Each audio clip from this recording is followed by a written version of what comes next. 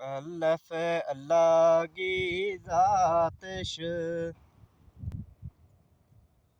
فات والی رسی کوئے نا بچ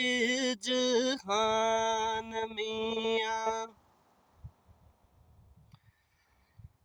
الف اللہ کی ذات فات والی رسی کوئے نا بچ جہان میاں عرش لوہ کرسی سورج چن تارا عرش لوہ کرسی سورج چن تارا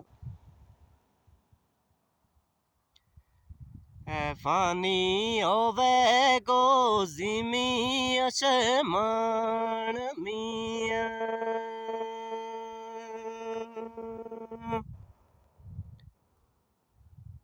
دوستو پرانا کچھ یہ بیت سنتا رہا تھا بچپن میں کچھ یاد پہ گیا میں سوچا آج تھارے سامنے بھی دو چار عرض کر دیا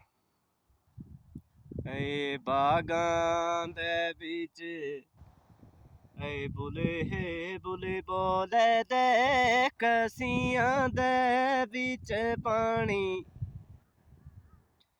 اے باغاں دے بچ بولے دے کسیاں دے بچ پانی ہے رل مل کسیاں اے شور مچایا رڑ گئی اے ریت نی مانی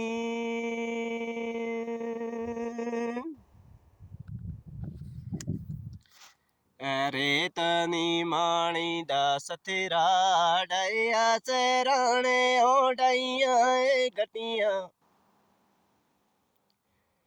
ریت نی مانی دا ستھرا